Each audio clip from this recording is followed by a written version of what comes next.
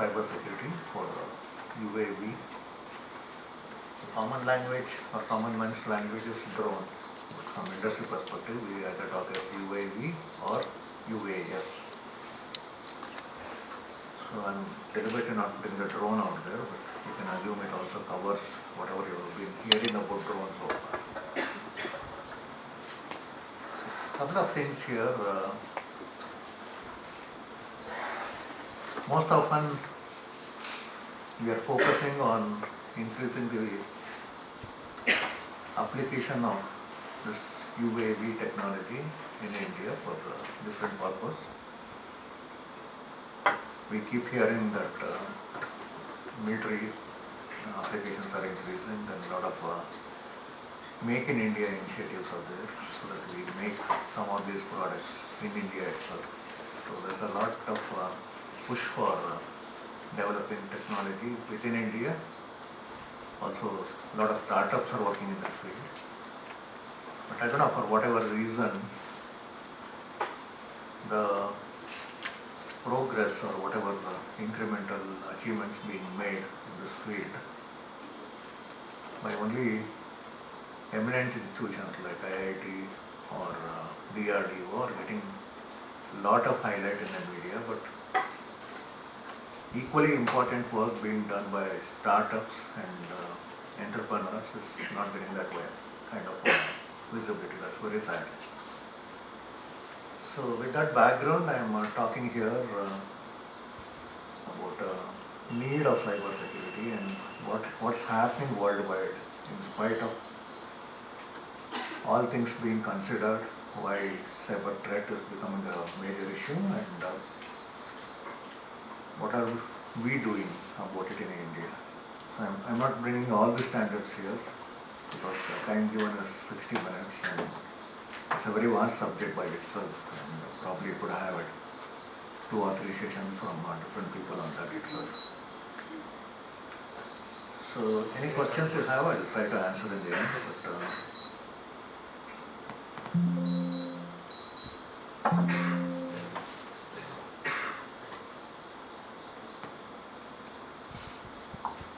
But, again, this from my industry perspective, I haven't all heard about it or you'll be hearing about it. How do we classify UAV? Just to get back to what we see around us, or whatever the definition of guidelines given by Government of India. The lower tier one, what we call the small or micro UAV, is what you commonly find for entertainment purpose, or what you might find being used by people who are taking photographs or videos in functions like this. So you go to a marriage and you find somebody flying a drone there, or somebody trying to cover a religious fair or a political kind of a convention or whatever it is. These are primarily meant for a very limited purpose and they don't have that kind of endurance, or they don't actually come under a lot of technology usage. They have a certain limitation. Yes, they may talk about we are using a certain type of camera with a higher resolution and things like that. But even they require cybersecurity. I'll tell you why. So cybersecurity for us starts from what is classified as a small and micro UAV all the way to Tier 4. See, what is Tier 1 is primarily referred as a low altitude, long endurance UAV. You know, a typical application of this low altitude, long endurance could be in your surveys being done using UAV. Maybe you're trying to survey for agriculture purpose, or you're trying to do it for city survey, like recently they did it in Bangalore. The land records department tried to do a survey of all the properties in Bangalore using UAV. So this kind of low altitude and long endurance, you can't keep charging them every now and then, so it has to have some endurance. So that's kind of classification for Tier 1. Now I'm here not talking about classification of India government, I'm talking about worldwide what is that we look at as standards. Now Tier 2 is primarily we call it as MALE. It is a medium altitude, long endurance. Like you might have heard about some of the drones the Indian Defence Forces are using for surveillance purpose. They are not armed, but we primarily use for surveillance purpose. So we call it as medium altitude, but long endurance. So primarily to protect our territorial waters or our borders with different countries, to identify any threats coming across from different perspectives. Then you have high altitude, long endurance. The other way we call it as HALE. So you have a MALE and you have a HALE. So HALE is primarily, it flies at a very high altitude and it has a long endurance. You might have heard about UAVs in these two tyres being developed by DRDO at the space they have at near Chitradurga, that's Challakere campus, and they are working with ISC and IIT and other people trying to build this kind of capability within India. Then you have the last one, which is Tier 4. These are primarily high altitude, long endurance and low observation. They have a very different purpose altogether. I'll come to that. So I'm not getting into what each one of them does, but this is primarily the spread of cybersecurity. Whether it's small, whether it's assembled, whether it's hobbyist, whether you're doing for educational purpose, whether you're trying to do it indoor, or you're going to fly it with very high altitude, maybe like a pseudo satellite, and still you require cybersecurity in all the aspects. So what primarily is a UAV? You look at it like communication channels. It can either be satellite based, where it's not required, you're going for a radio or a mobile station, or you're going with Internet of Things, depending on type of UAV. Like I gave the classification earlier, so depending on which type it is, you have communication channels suitable accordingly. And all of them do have a ground command and control. So I'm giving all the avoiding abbreviations so it doesn't appear too Greek and Latin. So we call it as GCC. Okay, GCC is primarily ground control and command structure. So it can again be a static thing. You may have a ATC kind of a tower or a center which controls all the UAVs, or you may have a mobile one. Like you may see the ones being controlled by for entertainment or photography purpose. They have a remote kind of a control in their hand. It's primarily a controller, and they try to control the UAV using that. But if you look at larger ones, what we mentioned earlier, then you have to have either a mobile mounted one, or it's mostly a ATC tower kind of a thing which manages across the spectrum. So these are again, what we call as surface area for threats. Even at a physical level, people can either have a cyber attack on the vehicle itself, that is UAV, or it can be on the communication channel, or it can be on the GCC. So if we go a little more into this, what is there in the vehicle or what is there in the UAV, what can be hacked or what can be manipulated, what is there on board. It's a single board computer primarily, and it has a lot of sensors along with that. Then you also have batteries, you have receivers and transmitters, then you have telemetry, flight controller. So all these are inbuilt into any UAV, whichever you are buying or whichever you are going to build. And then depending on the application, you may add certain external components to that.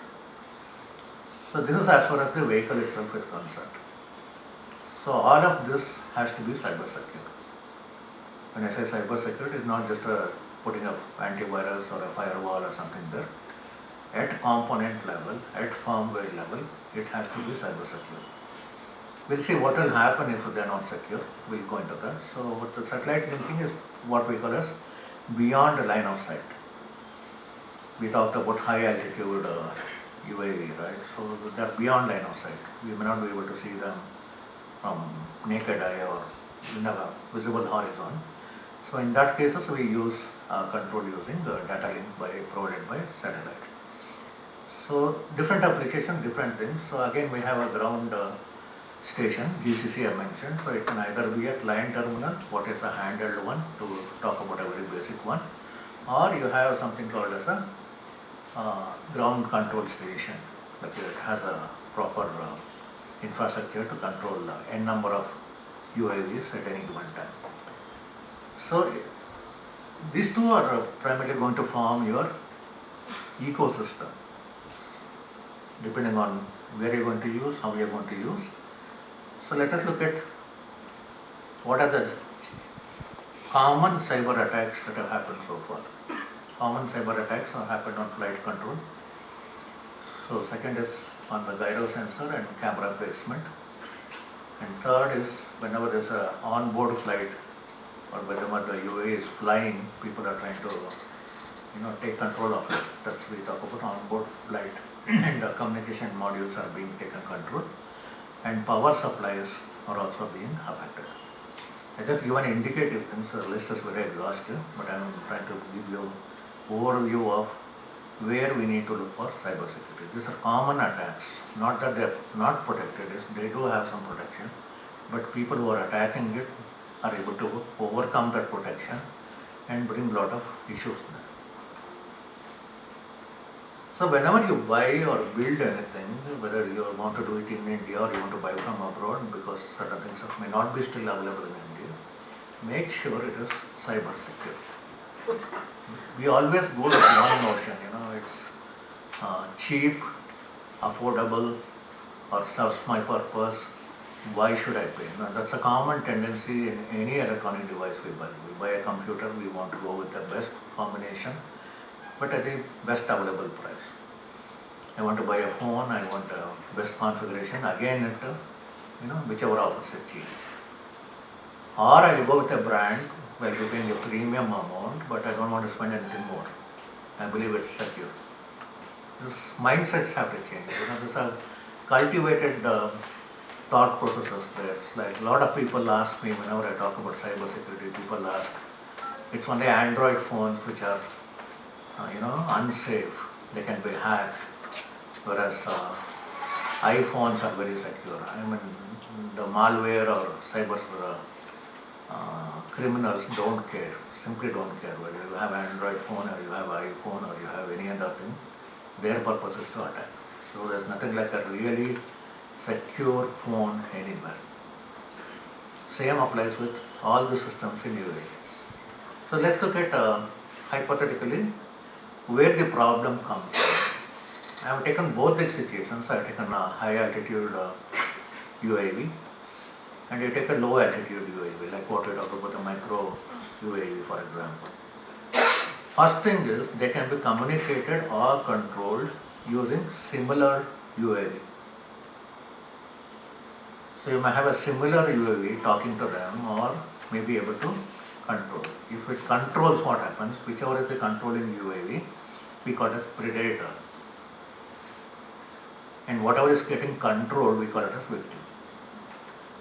So the way the cyber criminals or cyber terrorists use this, they run a predator which is not visible to you, and that controls your drone or whatever you think you are seeing. Not just a vehicle, it can also be controlling your communication, it may be controlling your data, your video feed. We'll get into that, what all they are able to do. Primarily, this is the advantage and this is the most important channel to be secured. Your communication link, it is open, you have to make it secure so that only if you really require to talk to one another, UAE to UAE, make sure it's not being hijacked or spoofed by some cyber criminal so that he takes control of your UAE. Often people make this mistake believing that it's secure. It's not. See, one is they can be communicated or controlling using similar UAV or by using cellular network and satellite network. That is why as far as high altitude is concerned. You come down to low altitude, you have cellular network, satellite network, Wi-Fi and radio signals. So look at the threat area surface increasing at low altitude. And most of them are brought out items. It's not like you have to import some sophisticated item to bring down a UAV or something like that. So you have to be more careful here. See, I'll give an example. A lot of people say this, oh, there's a small UAV being used, it just flies around in an auditorium like this, takes a video, photograph. What difference it makes? Why will anybody try to hijack that, or why will anybody try to take control of that? See, according to classification, we say anything that weighs 250 grams or low is called as a lower one or a micro kind of a UAV. But the problem is not in the weight. The problem is whoever takes control of this using a predator, which may be flying above this building or somewhere far away, you won't even know who is controlling it. Suddenly it goes out of control. 250 grams of metal at a possible maximum speed of 100 kilometers per hour. If it comes and hits me while I'm talking, what is my response time? I won't even know, right? I'll be thinking it's coming closer to take a photograph or trying to take a, make me look better in my video or whatever it is. Within seconds, it can reach a speed of 100 kilometers per hour, faster than any bullet or more disastrous than anything. You won't have any chance of survival. It can hit my head, it can hit my heart, and you can't even react to that. That is the threat. Now, whose fault is it? Generally, people jump on the photographer there. Oh, you brought something and you lost control, now you are responsible. No, he's not responsible. He doesn't even know what happened. While we appreciate all this work, please make sure that all these things operate in a secure environment. If somebody is flying a UAV here for photography or entertainment purpose, make sure it is in a secure environment, or this auditorium should be cyber secure, wherever you want to use it. Or else, always the threat of somebody using a predator, and you have some dignitary here or minister or some important politician talking to you, and 1 second a big disaster can happen. So that's the threats we are facing, and this been happening. It's not like we're talking about something someday, somewhere may happen. It's already happening. People are being assassinated using this. People are being injured using this. And that is where the security starts. Okay? So this is the security threat levels what we have. Now let's look at what all they have done. I'm not going into individual cases in the giving the value to the time given to me. I just mentioned some of the cases. What all they had done. Look at what they had done. They had control signals to crash a drone. You brought a high value drone, you have got a high value project, you are working on that, somebody doesn't like that, and suddenly you lose control, and from that height your drone just crashes on the ground and you can't do anything. It's happened. Or the spoof signals. So your drone, instead of flying in the direction of Bangalore, could be going somewhere, we call it as a runaway system. It may just go anywhere. As long as the battery or whatever endurance it has, it may go anywhere and it may be lost. Losing a drone is also a problem, right? We don't have that deep pockets, particularly if you look at a lot of students here and a lot of aspirant entrepreneurs. We don't have that much deep pockets to say, okay, let one go, I'll buy one more. Or third is malicious communication. If they take care of the video channel, they can insert whatever they feel is to be seen by people. We saw this being reported in live streaming of High Court of Karnataka proceedings. Somebody inserted something unethical there, and it was shown in all the court halls, much to the embarrassment of the Chief Justice and officials in the court. So what happens then? You're probably taking a footage of some agriculture farm and the people are happy. Suddenly you find somebody taking control and putting some other video input into that. So what happens? So these are all happened. I just taken, as I said earlier, I'm just taken the common things, and we are trying to see what we can do about that. And the second is recording of any individual person for spy or adultery purpose. See, this is again being used. Without consent, a drone can be made to fly closer to your apartment and try to take your photographs day or night. You won't even know that there's something flying and taking your photograph or your video. But thankfully, they don't have this arrangement with thieves in Bangalore or India so far, but in some countries it has happened. They take this footage where the apartments are locked for some days and they sell it to the thieves and they come and steal and go away. So it can be anything, even if they know that there are only a few children at home and elders are gone for work or nobody, senior people are at home, then they may try to break in, harm the children or hold them hostage and do anything. It's unethical, totally unethical. Nobody allows them to come and take a photograph or a video of anybody without consent, but they can do that and use that photo or video for any criminal work or any blackmailing purpose, anything like that. So that's one of the things that have happened. Manipulating of inputs. This is actually changing the GPS coordinates and trying to create a mission failure in the end. Okay, or it could be even signal jamming. Signal jamming is more, in destruction of the drone, using it like what I mentioned earlier, using it like a weapon to injure somebody or harm some installation. Now this is frequently happening in some European countries. I don't want to name that, some busiest European airports. Whenever a flight is ready, given clearance for takeoff, these kind of drones appear up from nowhere. They just come in. So when I come in the flight path, you have to abort the flight taking off.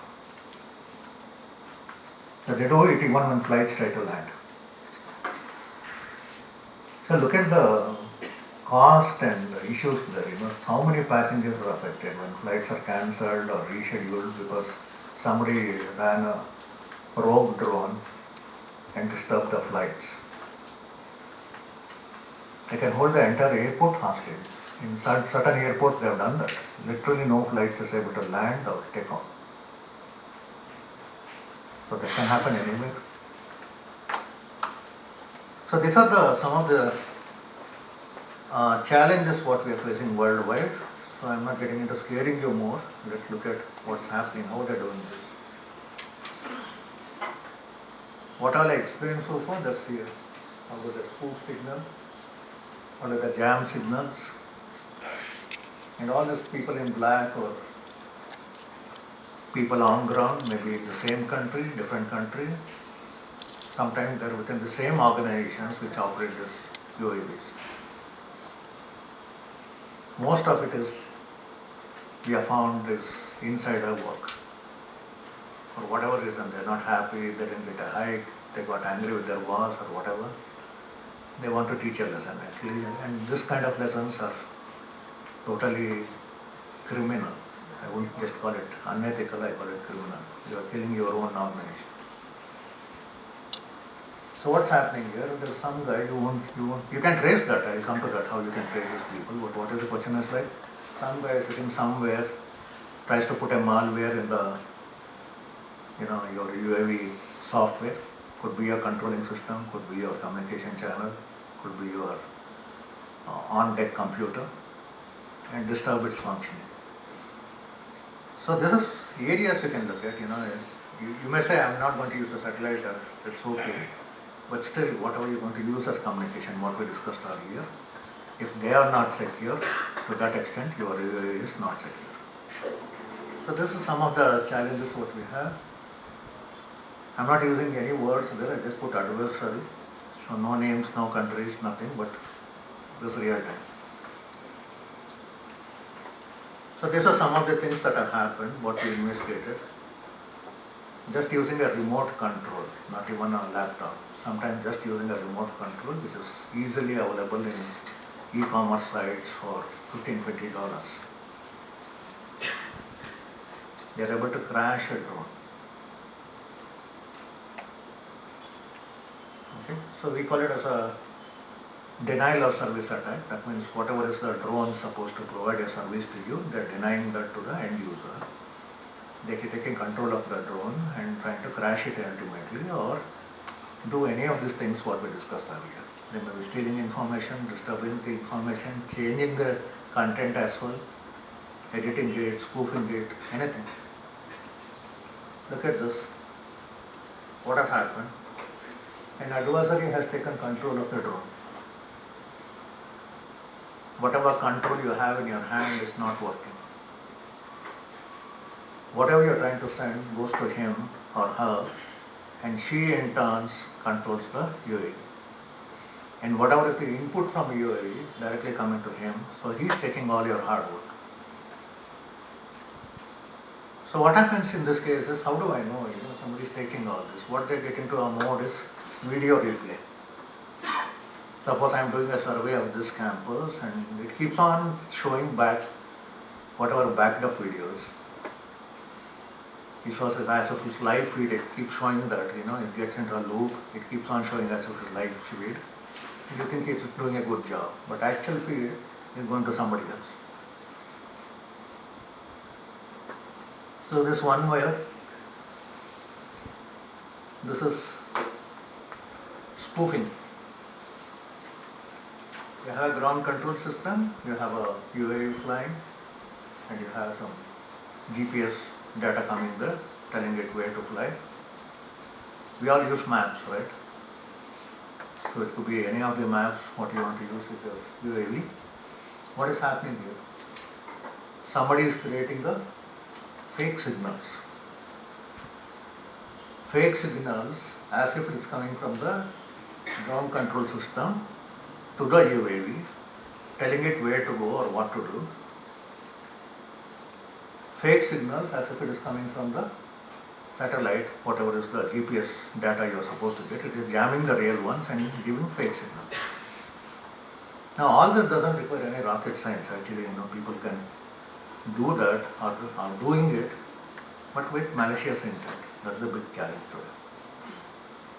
So just be aware of these threats. I'm not trying to hold all these things. So just summarizing that, what are the common threats we have? We have a data packet capture. Somebody is taking control of all your data links, communication channels, whatever you are doing, somebody is taking all that work. Probably you don't even know that. That's already happening. Second is denial of service. You are providing a service using your UAV, and let's assume you are taking a photo, video shoot of a very important function, or maybe of this event itself, and you believe that UAV going around with all the fancy cameras and things like that is actually taking a video of this place, whereas it's not. It shows it's working, but it's not. So what happens in the end when somebody asks you to view that copy of whatever video you have taken? What will it be? Some people will start, you can't actually do anything. You can't recreate this, right? You can't recreate an event just to create a video. So it's a lot of loss of credibility, loss of integrity, loss of business. It can happen to anybody, even film shoots. Or whatever we talk, we talk tourism, we talk all the vloggers, we talk about people traveling all over the world, saying, let me show you the world. And what happens when things like this happen? So the man in the middle, as I said, somebody takes control of your feed, somebody takes control of your GPS, somebody takes control of your vehicle itself. So these are some of the common threats, and let us see what we can do about that. So we try to build a system like this. This is an architecture at a very high level, we can say very high level architecture on what can be done or what is being done. You have to customize it. Actually, you have to come up with a customized architecture for individual purpose based on the kind of UAV you are using and the kind of applications you have in mind. But you still require this to find out. The first one we talk about is physical type. Second is invasive type or remote operated. Physically, somebody is trying to steal your drone. Whatever you're flying, they want to fly to another location, take control of it and probably steal it. But the invasive ones are primarily where you are getting into the drone and doing all this work. So your security architecture to prevent any of this kind of incidents should cover this based on your application and the kind of UAV you have in mind. Whether you want to build your own or you want to buy one and use it, please do have a security architecture. Take help of any experts in that field. So ensure that you don't get into a situation either you lose your very expensive drone or you lose more expensive data, and worse than that, lose your credibility. So how do we do that? We talk about three things here.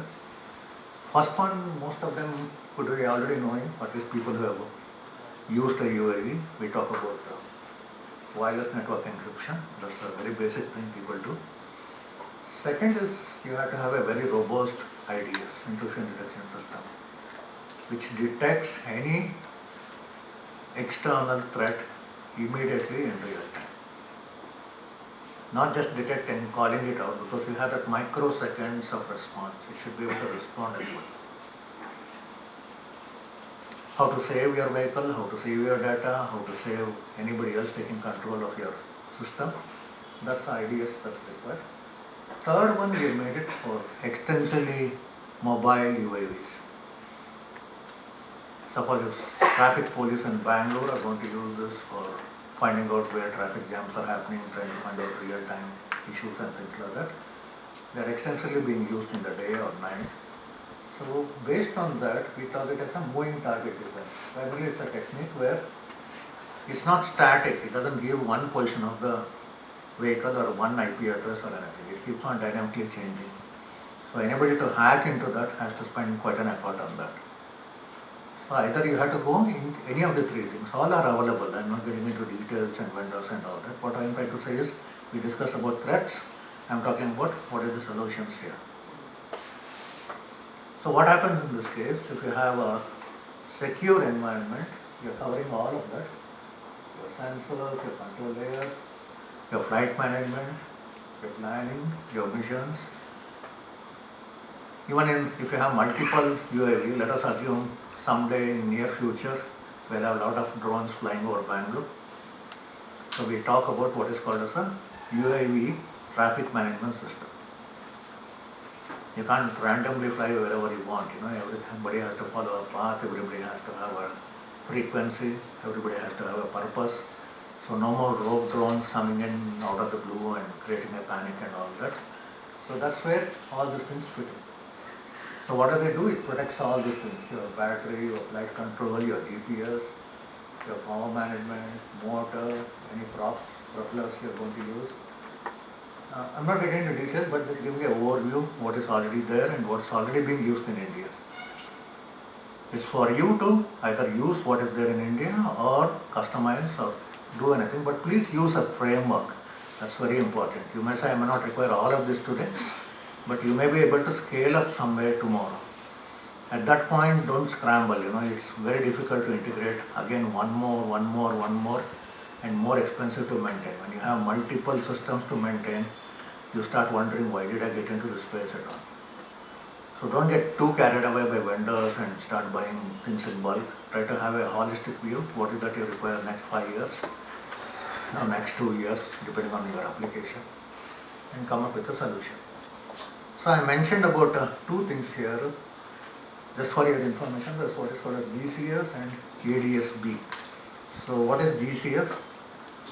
It's primarily a data link where you have the UAS and the ground control system. Because of technology limitations, it is more vulnerable for cyber threats. So what we are talking about the alternative, it is called as ADS-B. Primarily we use it in UAVs, what we mentioned, the MALE or HALE kind of UAVs. That's primarily for defense purpose. So what we are trying to say is, depending on sensitivity of your application, sensitivity of your data, whether you want it real time or want a critical data, please adopt ADSB. Now these are costs you got to factor into your services. Don't say nobody told me about security being this expensive, I thought it's very easy and all that. No. So please work on whatever is convenient for you, but GCS, most of them come by default. But if you need a change, I think you better relook at something ADSB. Build in that. If you can do it in-house, fine. Otherwise, cooperate with somebody who already has that capability and build one. So this is about forensics part of it. A lot of people say that, oh, okay, cyber attack on UAV, what do we know? Like somebody sitting somewhere or a predator drone flying at 20,000 feet, how do I find out? You can find out.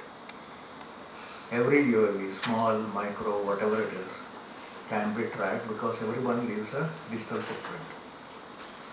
So they may even sacrifice that vehicle and go away, that's all right, let them do that. But still you can find out who did it, when, and how did they do all this activity. So we use what is called as UAV forensics, or for common language, drone forensics. Drone forensics is one more area where you can have your own startup or service company. Highly in demand. We really have to build capability in this field. So very simple. You collect data, you analyze that, and you report what is the evidence, and submit to the relevant police or the court, and get relief for your customers. Not any rocket science. Honestly, not any rocket science. I've been able to teach this to students doing UG, undergraduate. Only thing, people are not aware there is something like this, so people believe, oh, this is all digital forensics, this cyber forensics. No, this is different. Digital forensics is different, cyber forensics is different, UAV forensics is very, very, very different. So do we have laws for that? Yes, we do have laws. There are enough laws under whatever IT Act we already have, plus IPC. Even if they reformat IPC into whatever it is going to be, still all those laws are sufficient, but we don't have enough legal professionals who can actually fight in the court and get you whatever is the justice. That's one more gap. We can look at helping legal professionals with this technical inputs or technical evidences for case-to-case basis. So this broadly what I thought I'll share with you, and off the slides answering, continuing to answer one of my friends asked in the morning, what is India doing about the standards for all this? Now ISO per se doesn't have any standard for cybersecurity for US. There are bits and pieces here and there, but common cybersecurity standards.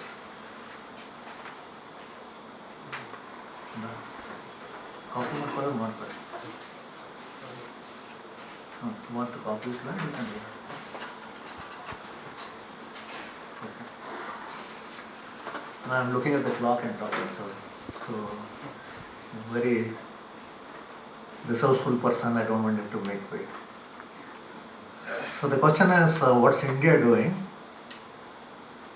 ISO standards for cybersecurity for US don't exist. There's no cybersecurity standard for US. So what we're doing is from BIS, Bureau of Indian Standards, we have formed working groups to work on all aspects of security for US. So it starts with the device, right from whether it's made in India or imported to India, whatever it is, they have to follow a certain ISO standard on security, one. For operation, yes. For maintenance, yes. For training as well. So even if somebody says, I want to run a training school on UAV and try to make you a UAV pilot and all that, right now there is no cyber security standards, so they may be following certain guidelines for the government, but no, that's going to change. So that's going to streamline everything. Even when you talk about what you say tomorrow, UAS, or what we talk about air taxis or drone taxis. Again, I'm using the common man's language there. whether it is that or it's for research purpose, education purpose, entertainment purpose, all have to follow it. Now, the big change in all this is, earlier we implemented ISO standards defined or being developed in different countries in India. Then we called ISO certified in this. For a change, India is defining ISO standards which will be used across the world. So that's a big give back from India to the rest of the world.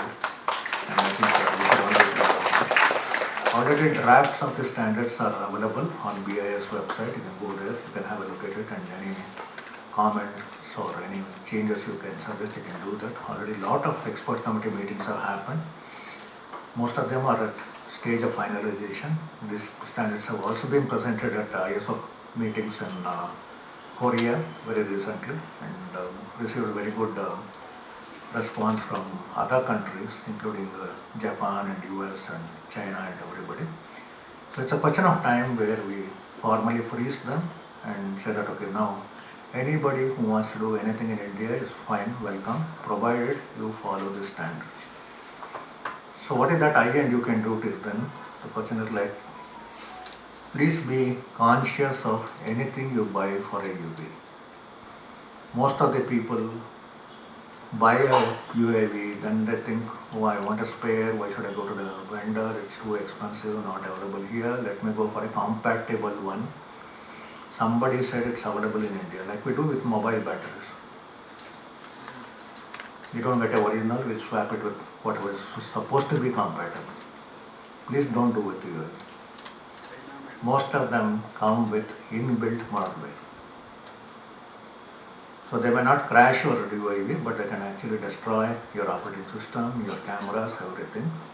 And to that extent, we require a lot of education. I find people even charging their mobile phone with any charger available. As long as the pin fits in, put it there and say, okay, it charges. Please don't do that. It is with a purpose. The manufacturer has made a charger for every mobile phone. Same way, when you charge your UAV or your batteries or change any components, please have all your service patches implemented in time. Most of the time that's ignored. Oh, it's going to take a lot of memory, it's going to slow down my system, I don't want to do that, I don't want to do this. Please don't. No compromise anywhere. It's not going to hurt anything. They are a must because there's a threat. And please be visiting BIS site. Very soon they may understand, announce all this ISO standards. So please take up any experts in the BIS panel, or I think Omkar sir is coming tomorrow, Dr. Omkar. So Dr. Omkar is heading the BIS sub-panel on security for UAV. He is in fact instrumental in coming, most of these subgroups working together and coming with standards in every area. So he may be able to talk more about it when he is here tomorrow. But let's be proud again, this being first time in the history of ISO that Indians are defining a standard and the world is going to use that. So with that, I'd like to thank all of you. Any questions you can ask, which I can try to answer.